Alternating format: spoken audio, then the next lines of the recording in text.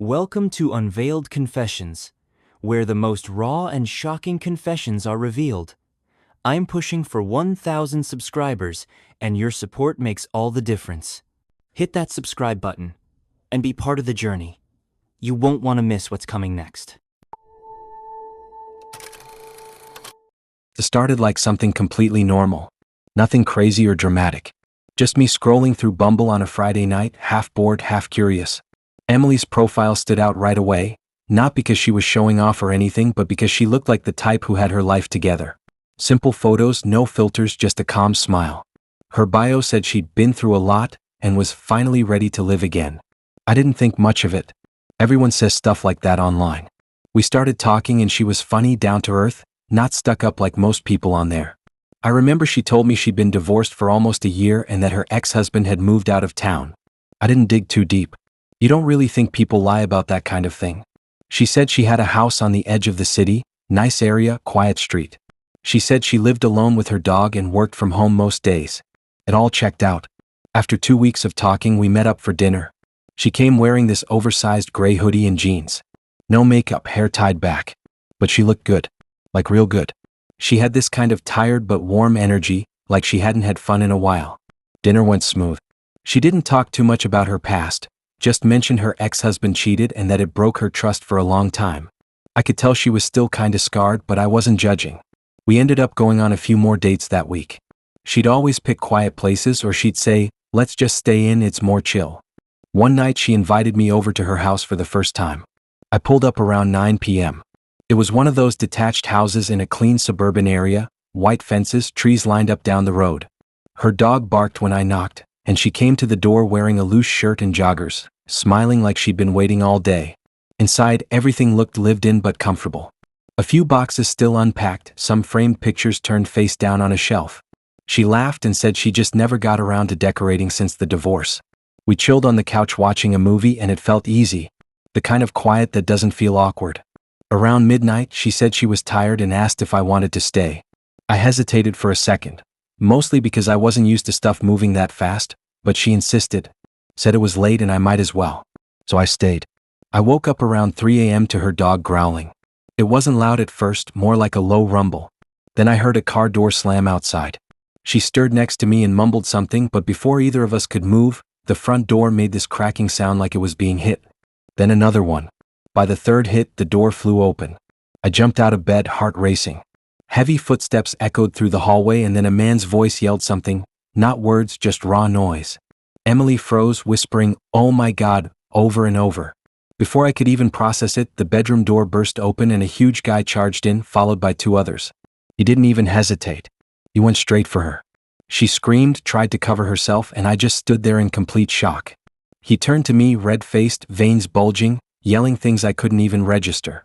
I backed up against the wall, hands raised, trying to explain, but he wasn't hearing it. One of the guys grabbed me by the arm and shoved me toward the floor. I could tell they were angry enough to do something stupid. The first guy, her husband, was shouting that I was trespassing, that I broke into his house. I kept saying she invited me, but it didn't matter. I looked at her and she just sat there crying, not saying a word. She didn't defend me. Not once. The police showed up maybe 10 minutes later after a neighbor called. It felt like hours. I was sitting on the floor, shirt ripped, surrounded by people yelling. The officers separated us and started asking questions. I told them everything, how she said she was divorced, how she invited me, how she gave me her address. The husband was pacing like he was ready to explode. He told them he still lived there, that they'd been working things out. When they checked the records, it turned out his name was still on the lease. She never filed the final divorce papers. They were on a break. My stomach dropped. I felt like I was in someone else's nightmare.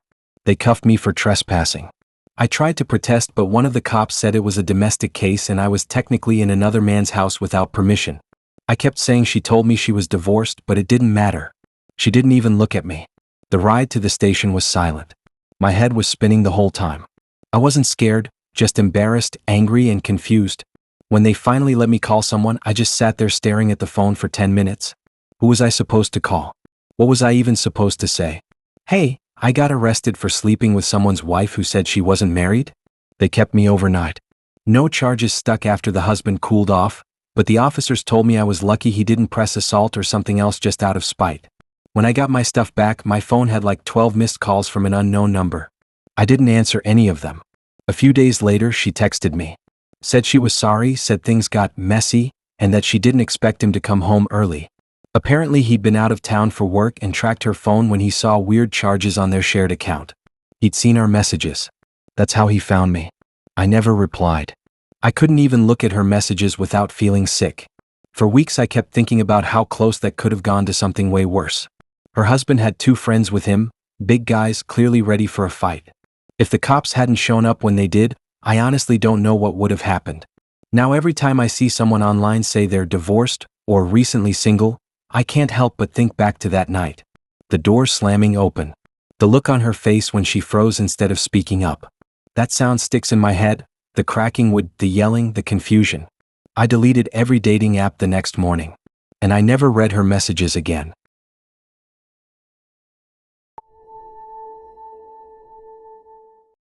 It's weird how quickly someone can flip your whole world upside down. One day they're calling you their person, and the next you're getting dragged out of a building by security like some crazy stranger. I still can't wrap my head around how fast it all went wrong with Mark. When I met him, he came off like one of those stable, nice guys who have their lives together. We met at a coffee shop after he spilled his drink on the counter and cracked a joke about it. He looked harmless, clean-cut, the kind of guy who always tucked in his shirt and said good morning to random people. I wasn't even planning on dating at the time, but something about him made me lower my guard. He said he worked for a big marketing company downtown, had just moved to the area for a fresh start, and didn't know many people yet. He seemed so easy to talk to. We'd text all day, call at night, make dumb plans that never happened but somehow felt exciting anyway. He made it sound like I was the only thing keeping him sane at work. About a month in, things felt serious. He'd stay over at my place most weekends, and sometimes he'd call me from work just to hear my voice. I thought that was sweet. I didn't see any red flags. He was consistent, affectionate, always checking up on me. Then he started getting distant. It wasn't drastic at first, just small changes. Calls cut shorter, texts less frequent, excuses about working late. I didn't want to be one of those clingy people, so I gave him space. But after 2 weeks of barely hearing from him, I got suspicious. He stopped posting on social media too, which was weird since he used to post photos of random stuff all the time. One day I decided to surprise him. I told myself it was harmless, that I just wanted to see him and maybe grab lunch near his office. He'd mentioned where he worked a few times, and it was only a 20-minute drive. I brought his favorite drink from that coffee shop we first met in just to be nice. When I got there, I walked through the glass doors into this shiny, modern building full of people in business clothes. I went up to the receptionist, told her I was here to see Mark. She asked for his last name, checked the system, and nodded. Then she called someone. Not even 2 minutes later, 2 security guards walked up. One of them asked for my name and ID, which caught me off guard. I gave it to him, still smiling, thinking maybe they were just strict about visitors. But then the other one told me I needed to come with them. I laughed nervously, asked what was going on, but they didn't answer. They led me toward the elevators, and I remember people staring. I could see Mark down the hall, frozen. He looked pale, nervous, not surprised though. He didn't move toward me. He just stood there watching while I got surrounded. I tried to ask him what was going on, but one of the guards grabbed my arm, saying they'd had complaints about me harassing one of their employees. It hit me so fast I couldn't process it. I told them I was his girlfriend, but they didn't listen. They escorted me out like I was some random stalker who broke into the building. I tried to pull up our messages on my phone, but one of them told me to leave before they called the police. I walked out of there with people staring through the windows, whispering. When I got outside, I stood by my car shaking, not from fear but disbelief. I felt sick. I didn't even know what to think. I sat in the driver's seat staring at the coffee I bought for him, the one that was supposed to make him smile. As I was about to drive off, this woman came rushing out of the building. She looked like she'd been crying. She stopped in front of my car, waving her hands. I rolled down the window a little, confused. She asked if I was the girl. I didn't know what she meant. Then she said she was Mark's fiancée. My stomach dropped. I didn't believe her at first. I thought maybe she was mistaken, but then she showed me her phone, photos of them together, posts going back over a year. He'd been with her the entire time. He told her about me that morning, but not the truth. He said I was some woman who kept showing up and wouldn't leave him alone. That's when I realized he had planned this. He told his coworkers and even his fiancée that I was stalking him. So when I showed up that day, they all assumed it was true. He built a whole story to protect himself in case I found out what he'd been hiding. The woman started crying again right there in the parking lot. I didn't even know what to say. I just handed her my phone and told her to read our messages. She scrolled through them for a while, shaking her head. She said she needed time to process and walked away without saying anything else. That night, I got a message from a random number. It was him. He told me not to contact him again, said I'd embarrassed both of us. He said his fiancée didn't deserve to be dragged into my delusion. I didn't even respond. What was there to say? A few days later, I found out he'd blocked me on everything: social media, phone, even email. My friends tried searching his name online, but he'd deleted or changed most of his accounts. It was like he erased me from his entire world. For a while, I felt like I was going crazy.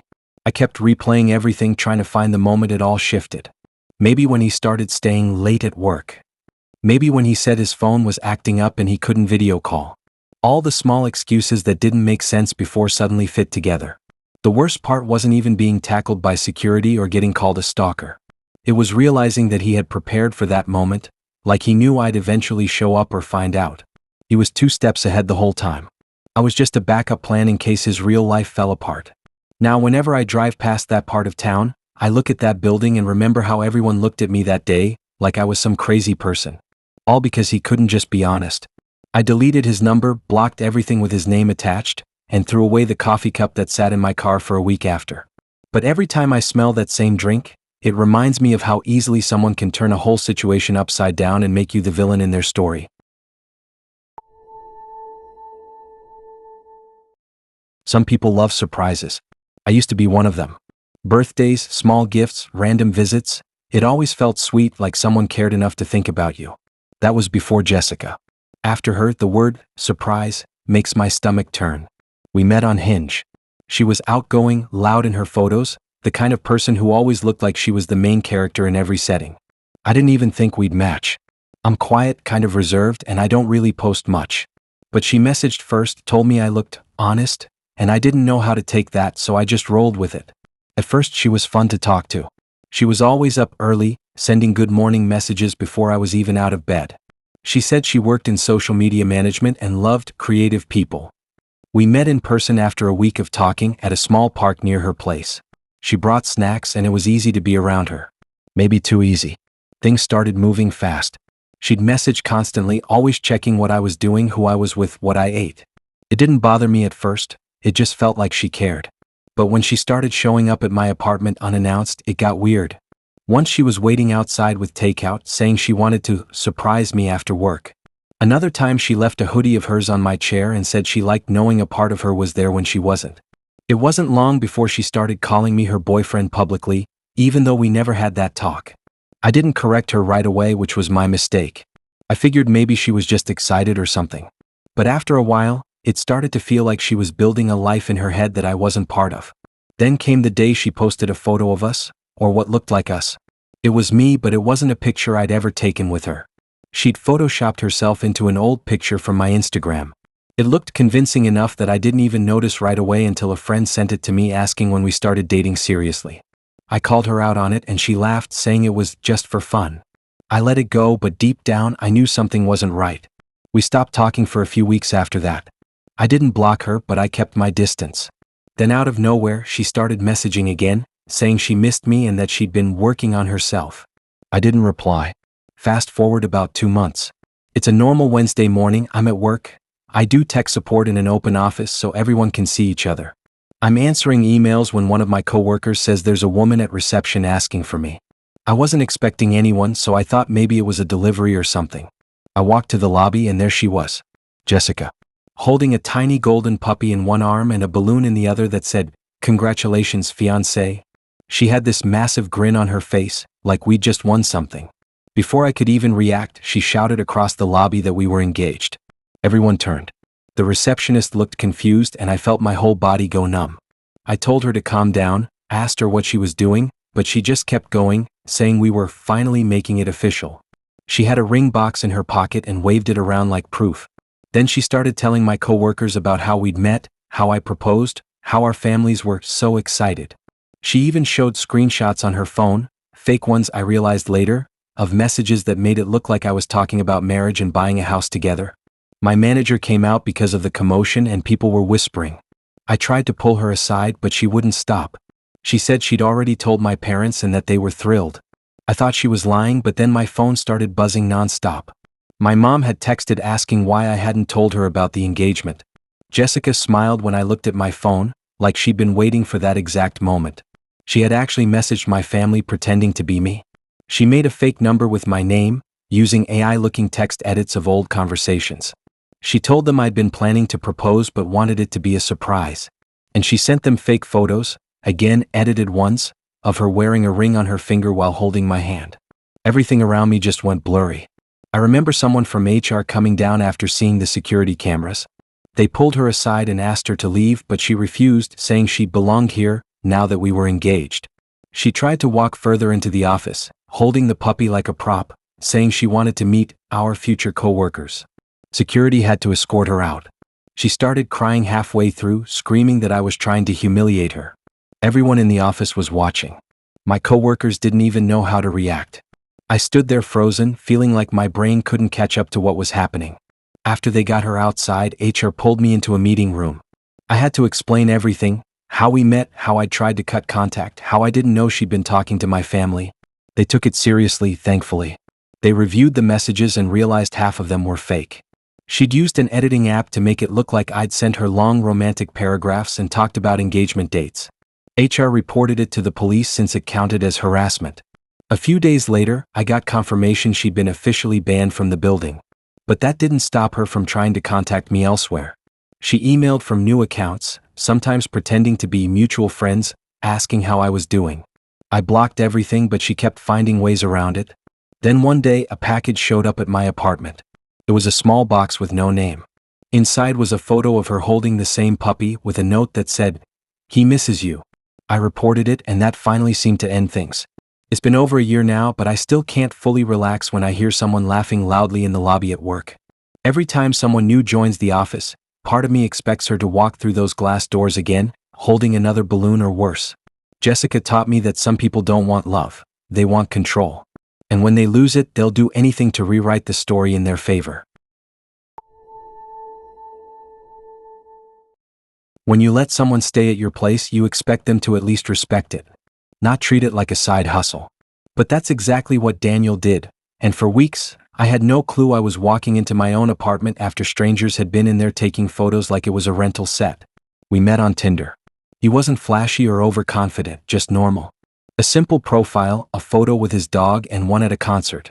He said he worked in marketing and had recently moved to the city. We matched one weekend and started talking instantly. He had that calm, easy vibe that made everything feel chill. We went out a few times and it was good. He didn't talk too much about himself, but he asked questions and seemed genuine. After a few weeks, he texted saying he got laid off. He said the company downsized and he couldn't keep his flat. He wasn't asking for money, just said he was trying to figure out what to do. I felt bad for him.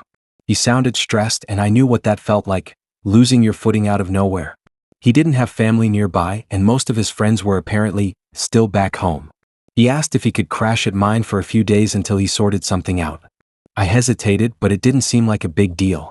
I had a small one-bedroom place, nothing fancy, but I had a couch and trusted him. The first few days were fine. He was quiet, always on his laptop, sometimes pacing while on calls.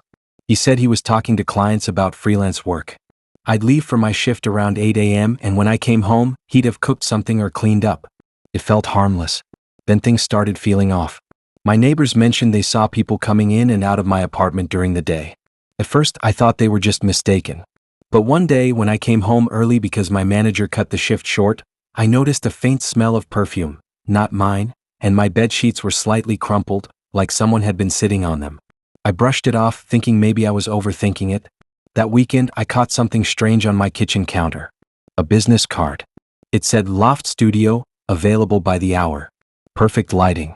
Minimalist aesthetic. Underneath was my address. I froze. It had a phone number, and right below it, in small writing, it said, "Managed by Daniel." My heart was pounding. I texted him asking what the card was, and he replied fast saying it was just for a friend's business. But I wasn't stupid. I opened Instagram and searched the name from the card. It took a second, but I found the page. The photos stopped me cold. Models posing in my living room, my plants in the background, my mirror, my couch, my kitchen counter. Even my art on the wall. The caption said, "Shot at the loft." The comments were full of praise, people asking how to book. I scrolled down and saw one post that actually showed the edge of my bedroom door. That's when I realized it wasn't just random photos. People had been in my room, using my space, my bed. I confronted him when he came back that night. He didn't deny it. He said he was just trying to make money and that I wouldn't have noticed if I hadn't snooped. He said people needed creative spaces and mine had the right look. He told me he was charging $60 an hour. He'd been scheduling bookings while I was at work, telling clients he owned the place. I kicked him out that night.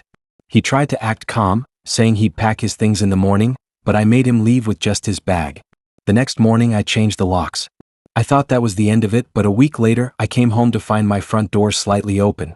Nothing was stolen, but things had been moved. Drawers half open, my closet door shifted, and one of my lamps gone. There was another business card on the counter. Same name. Only this one said reopening soon, bigger, better, brighter. I called the police. They couldn't do much without proof of break-in since there was no damage, but they made a report. I also messaged the Instagram page pretending to be a potential client. Within an hour I got a reply. It was him. Same texting style, same typos. He said he was reopening in a new location. For a while I kept checking the page, waiting for signs of where he was operating next. Then one post popped up, a familiar couch. My old couch. I realized he had taken it when he left. I didn't even notice right away because I'd replaced it that week with a new one from Facebook Marketplace. He'd moved my old one into whatever new place he was squatting in and was still running his fake studio business. It's been months since I last heard from him. The page is gone now, probably reported too many times. But every once in a while I'll see photos online tagged at weird lofts that look way too familiar. Same kind of plants, same mirror, same lighting. I can't prove it's mine, but I know his style. The whole thing made me realize how easily someone can just take over your life while you're too busy to notice. He didn't steal anything valuable, not money or jewelry. He stole my space, my privacy. Every time I come home now, I look around twice, making sure everything's exactly how I left it. I don't trust people who say they just need a place to crash anymore.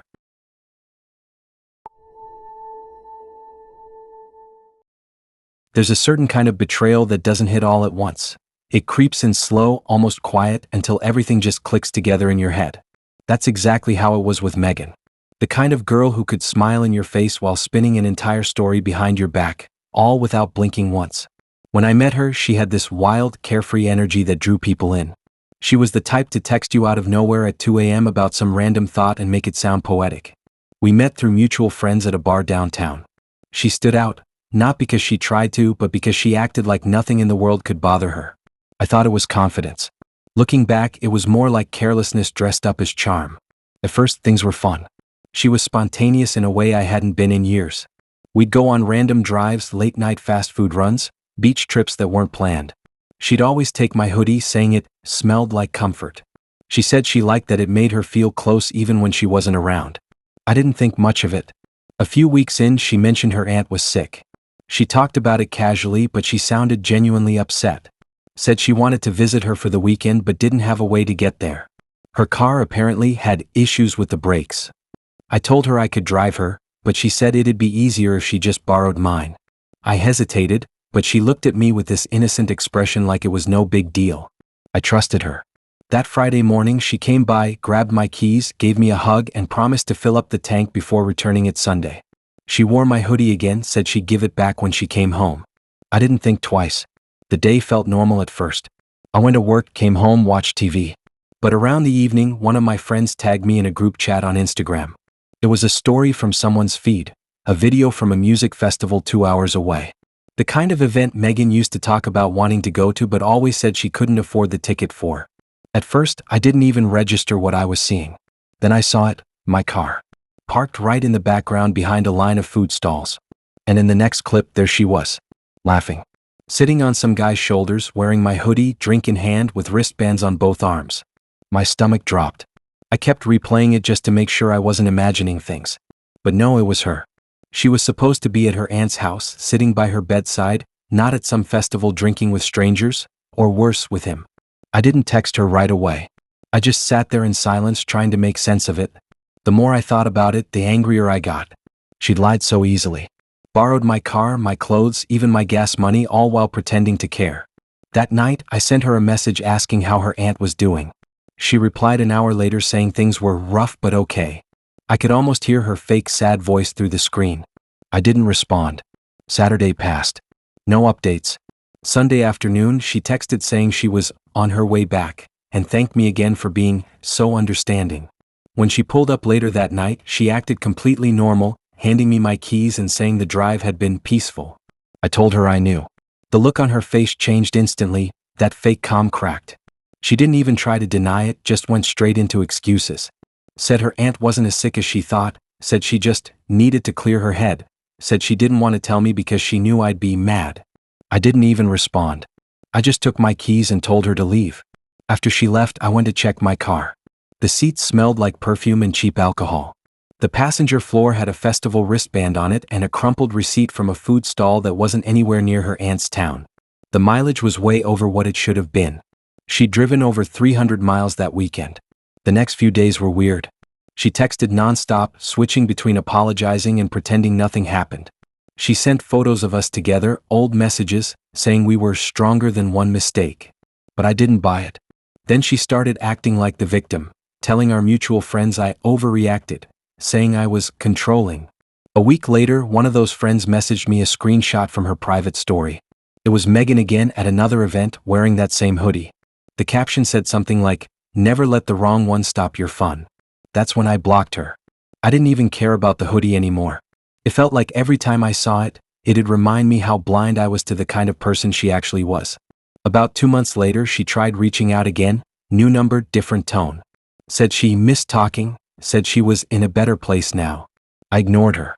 The next day, she sent a photo of her new car with the caption, "Finally independent." I recognized the parking lot in the background. It was my work parking lot. She'd driven 2 hours back into the city just to take that photo there. Like she wanted me to see it. Like she wanted me to know she still could. I didn't reply, and after that, she disappeared. Her accounts went private, mutuals stopped mentioning her. But every once in a while, a random post will pop up from someone who knows her, and there she is, smiling, wearing that same hoodie like nothing ever happened. It's funny how people can walk around acting normal after pulling something so calculated. I don't even think she feels guilty. For her, it was probably just another weekend adventure. But for me, every time I see my car keys or that brand of hoodie in a store, it reminds me how easily someone can borrow your trust and return it damaged beyond repair.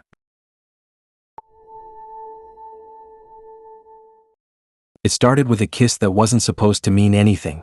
Just one of those moments where you forget that people have phones everywhere, that privacy doesn't exist anymore. I didn't know I was about to become part of a viral video that half the internet would pick apart for views. Alex and I met on a dating app. He looked older than most people I matched with, but he had this calm confidence about him. He said he was 28, worked as a teacher, and wasn't into games. I like that. Most guys on there seem stuck in high school mentally anyway, so someone mature felt refreshing. We talked for a few weeks, mostly about random things, books, coffee, weird YouTube videos. He wasn't pushy or weird, just easy to talk to. Our first few dates were good. He always picked quiet spots, cafes, parks, small restaurants, places where no one seemed to know him. I thought he was just private. He told me he didn't use social media much because he saw too much drama at work. I figured that made sense for a teacher. That weekend, we decided to go to the mall. Nothing special, just food and walking around. I remember we stopped by a small arcade, grabbed drinks, and joked around. It felt normal. We were sitting near one of those big fountains, laughing about something stupid, and he leaned in and kissed me. It wasn't staged, it wasn't planned. Just happened. I didn't even notice someone filming until the next day. The video popped up on my For You page while I was lying in bed the next morning. I froze when I saw it. The caption said, "When your teacher has a girlfriend barely older than you." My stomach dropped. It was clearly us, same clothes, same spot, same kiss. The comments were full of people guessing what school he worked at. Some said his name, others said they recognized me from somewhere. I clicked on the account that posted it. The profile picture was a teenage girl, maybe 16 or 17. Her bio said something about being done protecting creeps. She'd blurred her face in the video, but her voice could be heard laughing faintly in the background. I scrolled through her page, and that's when I realized it wasn't just one video. She had multiple ones talking about a teacher who flirts with girls just out of high school. There were screenshots of texts she claimed were from him. I couldn't tell if they were real, but they looked close enough to be convincing. My heart was racing. I messaged Alex right away asking what was going on. He called me, sounding calm, too calm, and said it was one of his students, trying to get revenge because he failed her. He said she was making things up and that I shouldn't believe anything I saw online. He said he'd handle it with the school. But then more videos started popping up. Other accounts reposted the clip. Some people stitched it, adding captions like, "Teachers these days are wild." Someone even found my Instagram through tagged photos and posted it in the comments. I started getting random messages from strangers asking if I knew he was a teacher. A few called me disgusting. By the afternoon, the video had over 500,000 views. I tried to ignore it, but the comments kept flooding in. People had found out which school he worked at. Someone said he'd been seen dropping girls off in his car after tutoring sessions. Others posted that he'd been reported before, but nothing was done. I didn't know what to believe anymore. That night, I got a message from a private account. It was the girl who posted the video. She said she wasn't trying to attack me, that she just wanted people to see who he really was. She said she'd seen him with different girls for months and that most of them were around her age, freshly out of school, all thinking they were special. She said he used dating apps to meet them, kept his real age hidden, and always told the same story, that he was single, new to town, and didn't like social media. I wanted to think she was exaggerating. But then she sent me screenshots, old ones from his messages with other girls. He'd used the same jokes, the same lines, even the same compliments. And in one photo he was wearing the same hoodie he wore on our first date. The timestamps went back over a year. I called him again, but he didn't answer. I tried 3 more times before giving up. The next morning his number went straight to voicemail. His dating profile disappeared. His Instagram was wiped clean. It was like he erased himself overnight. By then, the school had already gotten involved. The video had spread too far for them to ignore. News outlets picked it up, blurring my face but leaving just enough for people to figure out who I was. They mentioned how he was being investigated for misconduct. I couldn't go online without seeing his name. I stayed inside for days. Every time I looked at my phone, there were new comments, new tags, new people arguing about what kind of person I must be. Some called me a victim. Others called me complicit.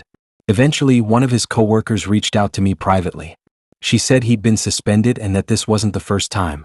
Apparently, rumors about him dating girls right out of high school had been floating around for years, but he always managed to talk his way out of it. I read through all the messages between us again. Every word felt different now. Things that sounded sweet before now felt rehearsed. He never lied outright, he just left out the truth. The last time I saw him was a week later, outside my apartment. He was sitting in his car at night, parked across the street. I only noticed when I looked out the window and saw headlights still on. I watched for a few minutes before realizing it was him. He didn't move. He didn't knock or call. Just sat there staring at the building. I didn't go outside. I turned off the lights and waited until he finally drove off. I never saw him again after that. The video's still out there. It resurfaces every few months on different pages with captions like, "Remember this guy?" Sometimes I'll accidentally scroll past it, and the comments section will be filled with people trying to piece together what happened. Most don't even care about the real story. They just want drama. But for me, it's not some viral clip. It's a reminder that you can think you're just dating someone normal, and then find out the internet knows more about them than you ever did.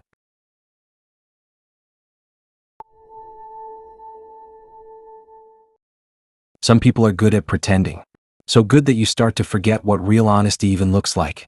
That's how it was with Laura. She always said the right thing, always reacted like she knew exactly what I needed to hear. It wasn't until that night, standing in a dark parking lot, that I realized she literally did know. Every word, every secret, every piece of me I thought was private.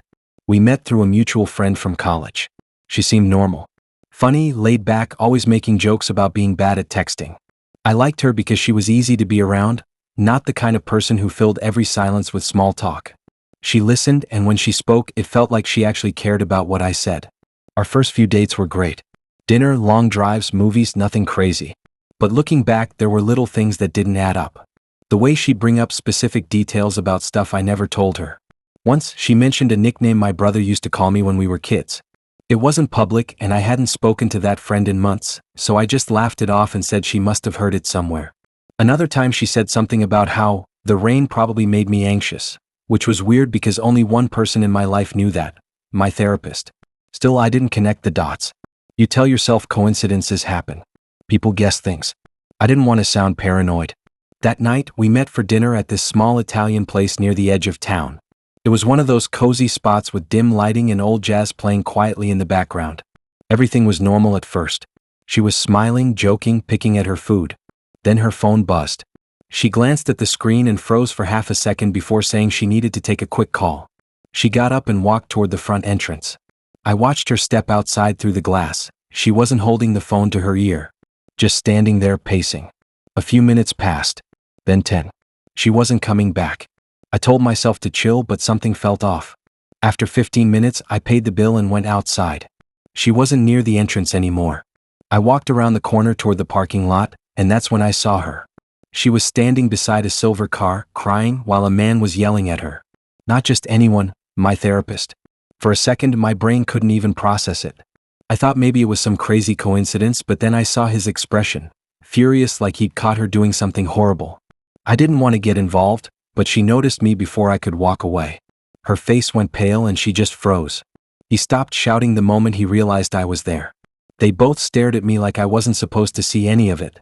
I asked what was going on, and that's when my therapist looked at me and said she'd been accessing his emails for months. My stomach dropped. I didn't understand at first. Then it hit me. The personal things she'd said. The way she'd known things no one else did. She hadn't guessed anything, she'd read it. Apparently, she'd hacked into his account after one of their mutual acquaintances told her he was a therapist. She found my name through appointment confirmations and then started reading session notes he'd sent to himself as summaries. That's how she learned everything. My past relationships, my family issues, my insecurities.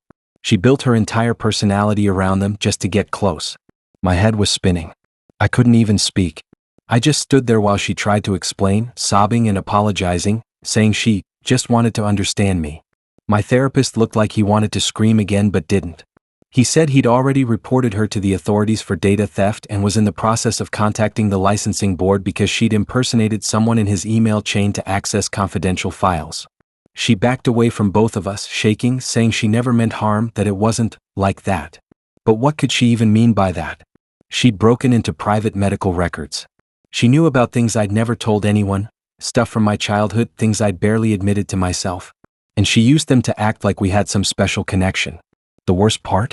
When I started thinking about how we met, that mutual friend from college, I realized later she wasn't even close to him. She must have seen him comment on one of my posts and used that to start a conversation with me. After that night, everything was chaos. I couldn't go to therapy for weeks because I didn't even trust the process anymore. I felt exposed, like my entire mind had been picked apart by someone who pretended to care. A week later, she sent me a long email. I didn't want to open it, but I did anyway. It was full of apologies, explanations about how she'd fallen in love with me before she met me. She said she'd found my therapist's email while researching trauma recovery for a school project and got curious. Then she said something that made my skin crawl, that she'd been meant to find me. I reported it to the police, but since my therapist was already handling the legal side, they just told me to block her and avoid contact. I changed my number, deleted social media, and even switched apartments a month later. For a long time after that, I'd catch myself wondering if she was still watching somehow. If she'd memorized enough about my life to predict where I'd go next. It's weird how much power someone can have when they know all your secrets. The last thing I ever heard about her came from my therapist months later. He told me she'd been charged with unauthorized access to private medical information and identity fraud. Apparently, I wasn't the only person she targeted. She'd done it to 2 other clients of his, all men around my age. She never met them, just studied them. Sometimes I still read through old messages from her. There's one where she said she liked how I always looked left before speaking, like I was checking if it was safe. That's not something anyone ever noticed. Except her. Because she'd read it first before she ever saw me. It's weird how trust can be broken so quietly. Not with yelling or arguments, but with something as simple as a photo on a screen. That's how I found out Megan had lied to me, through a friend's Instagram story. One second I thought she was doing something good, visiting her sick aunt, and the next I was staring at my car parked in a muddy field 2 hours away, with her dancing on top of it next to another guy. I met Megan through a friend of a friend. She was one of those people who had instant energy, loud laugh, messy hair, always dressed like she didn't care but somehow still looked good. She liked to talk about random things like her old dog or how she hated people who chewed too loud. She had this confidence that made you think she was genuine. Our first few dates were fun. She liked being spontaneous and I liked how she didn't take life too seriously. We'd drive around late at night, get fries from a 24-hour place, listen to songs I'd never heard before. It felt effortless, like being around her was supposed to make life less boring. After a month, she started borrowing things. It started small, a hoodie, a charger, my umbrella when it rained. Then one day she asked to borrow my car. She said her aunt was sick and needed someone to stay with her for the weekend. I didn't think much of it. Her tone sounded serious, and she even showed me a text that said something like, "Thank you for coming," from someone saved as Aunt Lisa. I believed her. She came by that Friday morning, gave me a hug, grabbed my keys, and said she'd fill up the tank before returning it Sunday. I told her to drive safe. She smiled and promised she would. That day went normal. I worked a shift, came home, made dinner, and watched a movie. Around 9 p.m. I got a notification. One of my friends had tagged me in their story. It was from a music festival a few towns over. I almost skipped it, but then I noticed something in the corner of the video. My car.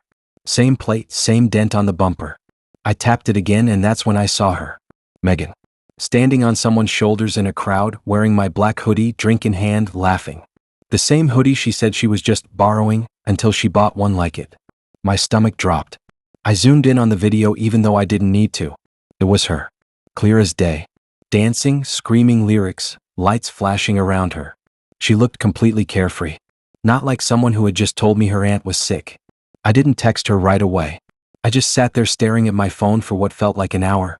My brain was trying to make excuses for her. Maybe she went after visiting her aunt, maybe she was dropping someone off. But then I saw another story. This one from someone else at the same festival. She was in the background again, this time sitting on the hood of my car with a guy's arm around her.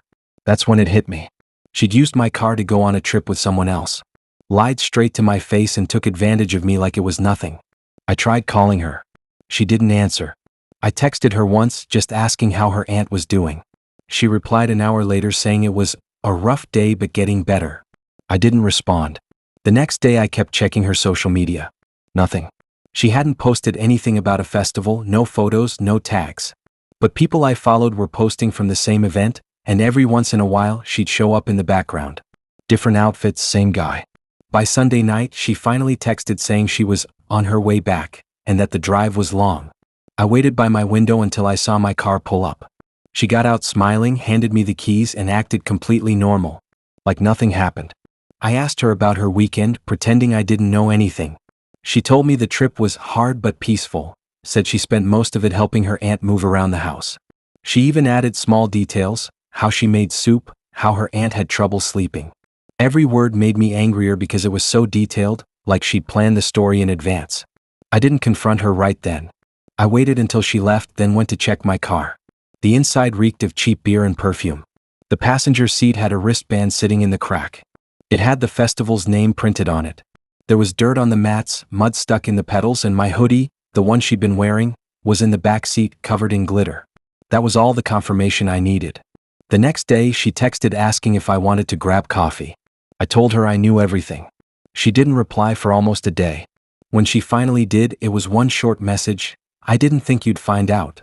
No apology. No explanation. Just that. I blocked her after that. A few days later, one of my friends sent me a TikTok she'd posted. It was from that same festival. She'd captioned it, "Best weekend ever." And there it was again, my car behind her in the video, my hoodie tied around her waist, and the guy kissing her cheek. I don't know why it got to me as much as it did. It wasn't even about the relationship itself. It was about how easy it was for her to lie. How natural she looked doing it. Like she'd done it 100 times before. Weeks passed, and I'd almost moved on from it until I noticed something strange. I got a parking ticket in the mail. Same weekend she borrowed the car. Different city. Different time.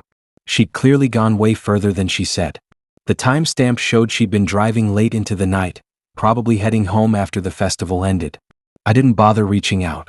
The car got detailed, the hoodie got thrown away, and I deleted her number for good. But every time I see someone wearing glitter or those bright festival wristbands, it takes me right back to that feeling. Realizing someone can look you dead in the eye, lie so convincingly, and walk away without a trace of guilt. The crazy part is she probably still tells people about that weekend like it was just another fun trip. Meanwhile, for me, it's a reminder that some people don't just borrow your stuff.